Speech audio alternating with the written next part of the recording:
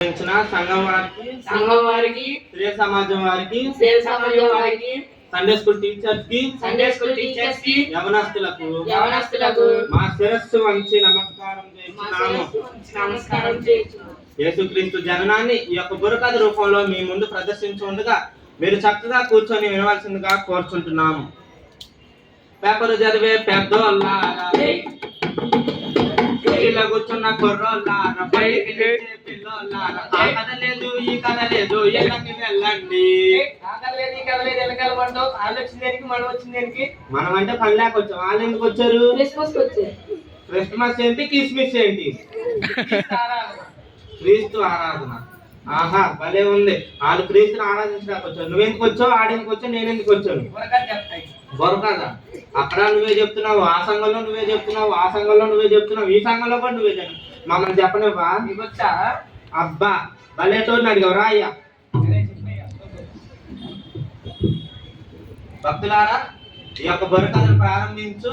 మీరు చక్కగా కూర్చొని వింటే ఈ బుర్రకథ అర్థమైద్ది, వ్యర్థమైద్ది. ఎరుక గలవారి చరితలు, గరచుచు సజ్జనుల గోష్ఠి, కలదొక ధర్మ వెనుచుచు నెరిగిన దానిని మరువక నుష్టించునది బుద్ధి. భక్తులారా, భావం సుప్రసిద్ధుల చరిత్ర తెలుసుకోవాలి. సజ్జనులతో ఇష్టగోష్ఠి నిర్వహించాలి. ధర్మాన్ని గ్రహించిన ధర్మాన్ని నిజ జీవితంలో అనుసరించాలి. భక్తులారా, ఇంతటికి బుర్రకథను ప్రారంభించుతుండగా యేసుక్రీస్తు జననం ఎట్లనగా, నజరేత్ అనే పట్టణంలో ఇద్దరు ప్రదానం చేయబడిన యవనస్తులు ఉన్నారు. కన్యకైన మరియ, యవనస్తుడైన యోసేపు. ఒకనాడు వర్తమాన దేవదూత అయినటువంటి గాబ్రియేలు దూత యోసేపు వద్దకు వచ్చి ఒక మంచి చక్కటి వర్తమానాన్ని చెప్పింది. ఇదిగో, కన్యక గర్భవతి కుమారుని కని ఆయనకు ఇమ్మానుయేలను పేరు పెడతావు అని చెప్పింది. ఇమ్మానుయేలను పేరునకు దేవుడు మనకు తోడని అర్థము. ఆ పిమ్మట వర్తమాన దేవదూత అయినటువంటి గాబ్రియేలు దూత మరియకు స్వప్నమందు కనిపించి, నీవు కుమారుని కని ఆయనకు యేసు అని పేరు పెడతావు, ఆయన దేవుని కుమారుడు అనబడతాడని చెప్పింది. అటు తర్వాత మరి నేను పురుషుణ్ణి ఎరుగుని దానిని కదా, నాకు ఎలాగిలా జరుగునని చెప్తే ఆ దేవదూత, పరిశుద్ధాత్మ నిన్ను కమ్ముకొని ఉన్నది, సర్వోన్నతుని శక్తి నీ మీద ఉన్నదని చెప్పి వెళ్ళిపోయింది. భక్తుల కొంతకాలం అయిపోయిన తర్వాత కైసరు అగుప్తు కాలంలో ప్రజాసంఘ రాయడానికి ఆ దేశంలో ఉన్న జనులందరినీ రమ్మని ఆజ్ఞ జారీ చేస్తారు. ఆ ప్రజాసంఖ్యలో గర్భవతి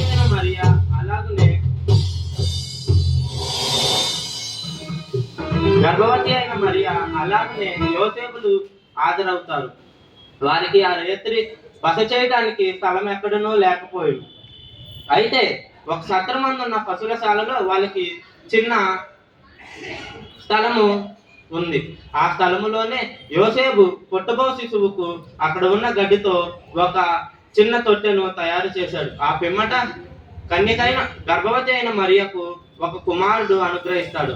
ఆ కుమారునకు యేసు అనే పేరు పెడతాడు. అంతకు ముందుగానే దేవదూత చెప్పిన మాటను గైకొని ఆ యొక్క శిశువుకు యేసు అని పేరు పెడతారు.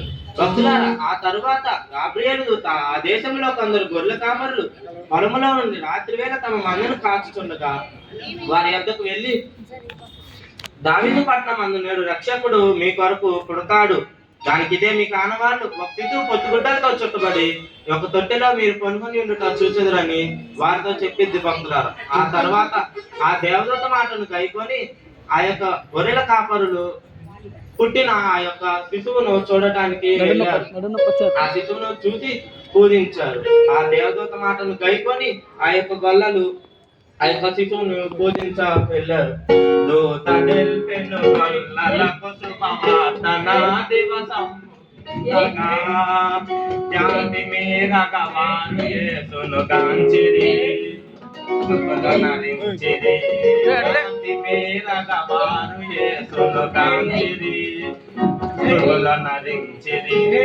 భక్తులారా, ఆ పిమ్మట ఆ యొక్క గొర్రెల కాపర్లు యేసును పూజించి వెళ్ళిపోయిన తర్వాత ఆ యొక్క శిశువు పుట్టినప్పుడు యాకోబు దేశమందు ఒక నక్షత్రము ఉదయించింది.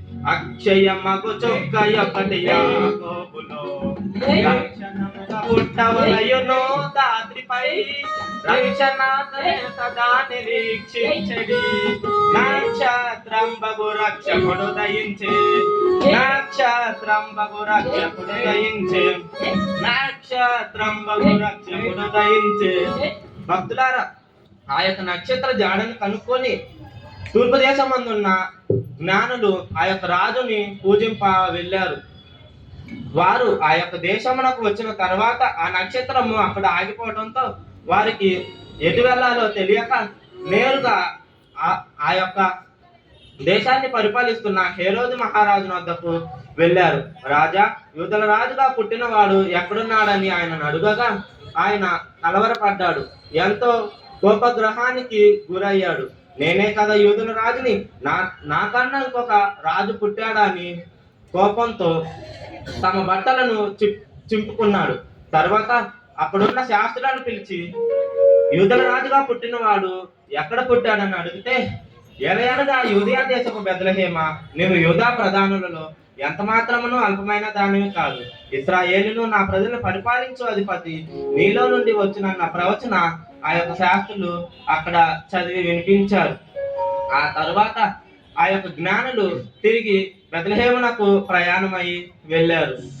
తర్వాత ఆ యొక్క హేరోదు రాజు వారిని రహస్యంగా పిలిపించి, మీరు ఆ శిశువు జాడను కనుక్కొని మరలా మీరు మీ దేశానికి వెళ్ళేటప్పుడు నా దగ్గరికి వచ్చి ఆ యొక్క శిశువు జాడ చూపండి, నేను కూడా ఆయనను వెళ్ళి పూజిస్తానని చెప్తాడు. వారు ఆ యొక్క మాటను విని బెత్లెహేమునకు ప్రయాణమై వెళ్ళారు. ఆ యొక్క శిశువును చూచి తమ పెట్టెలను విప్పి బంగారమును, సామ్రాణియు, గోళమును ఆయనకు కానుకలుగా అర్పించి ఆ యొక్క జ్ఞానులు ఆయనను ఆరాధించారు.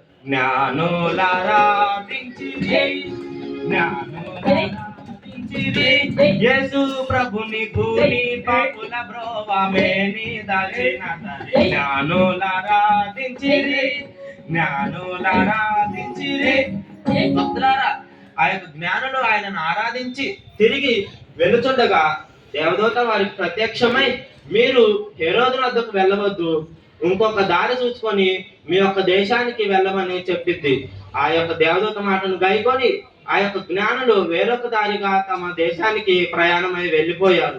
తరువాత హేరోదు ఆ యొక్క శిశువు జాడను కనుక్కొని పుట్టిన మగబిడ్డలందరినీ చంపమని ఆజ్ఞ జారీ చేశాడు. ఆ యొక్క ఆజ్ఞ మేరకు గాబ్రియేలు దూత మరలా ఆ యొక్క కుటుంబమునకు ప్రత్యక్షమై, మీరు ఐగుప్తు దేశమునకు వెళ్ళండి, మీకు ఇక్కడ క్షేమం లేదు, హేరోదు పుట్టిన బిడ్డలందరినీ చంపమని చెప్పాడని ఆ యొక్క దేవదూత వారికి చెప్పింది. ఆ యొక్క దేవదూత మాటలు గైకొని వారు ఐగుప్తు దేశమునకు వెళ్ళారు. ఐగుప్తు దేశంలో కొంతకాలం ఉన్న తర్వాత హేరోదు మహారాజు మరణించాడని తెలిసి యోసేపు, మరియా, ఆ యొక్క యేసు తిరిగి వారి స్వగ్రామమైన నజరేతు పట్టణానికి వచ్చారు. నజరేతు పట్టణానికి వచ్చిన తర్వాత యేసు వయసునందును, జ్ఞానమందును, దేవుని దయనందును, మనుషుల దయందును వర్ధిల్లుచూ వచ్చాడు. భక్తులారా, ఇప్పుడు దాకా మేము చెప్పింది ఇది ఒక కథ కాదు. ఇది ఎవరో చెప్తే విని మేము మీకు చెప్పట్లేదు.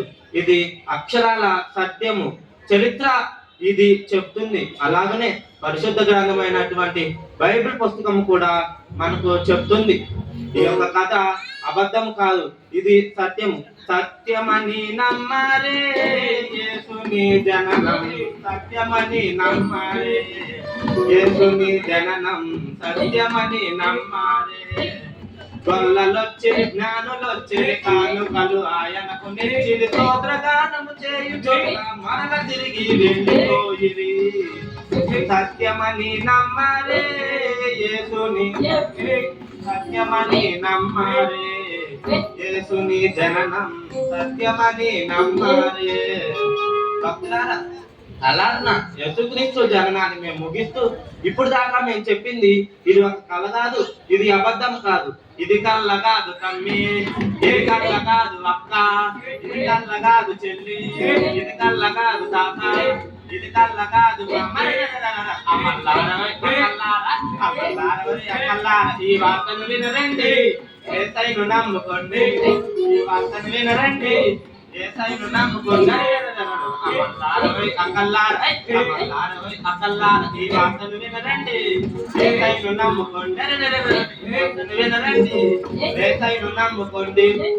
భక్తులారా, యేసుక్రీస్తు ప్రభుల వారు మన కోసం పరలోకములో ఉన్న పరసుకాలను విడిచి తండ్రి యొక్క యెహోవా కుడిపార్శ్వమున తన సింహాసనాన్ని వదిలి మన కోసం, మన పాపాల కోసం తిరిగి మరణించడానికి మన కోసం భూమి యందు నరావతారిగా అవతరించాడు. ఆయనకు పరలోకములో ఎన్నో సుఖభోగాలు ఉన్నాయి. మన కోసం, మన పాపాల కోసం అవన్నీ విడిచి వచ్చేశాడు. పరసుఖము విడచినావు, కన్యక మరియ గర్భమున నీవు ధరణిను ధరించినావు. నీ కన్న దాత ఎవ్వడు యేసువా, శరణునా యేసు ప్రభువా, నీవేగా పరలోకమునకు ద్రోవా, కరుణతో నన్ను కావా. నీ కన్న దాత ఎవ్వడు యేసువా, నీ కన్న దాత ఎవ్వడు యేసువా, శరణునా యేసు ప్రభువా. భక్తులారా, ఇంతటితో ఈ యొక్క బుర్రకథను ముగిస్తూ మీరు ప్రతి వారము ఒకరు ప్రేరేపించబడిన వారు మా సండే స్కూల్ మినిస్ట్రీకి స్పాన్సర్ ఇవ్వాలని కోరుచు మా తరఫున, మా సండే స్కూల్ మినిస్ట్రీ తరఫున అందరికీ శిరస్సు వంచి నమస్కారం చేస్తూ మా యొక్క బుర్రకథను ముగిస్తున్నాం.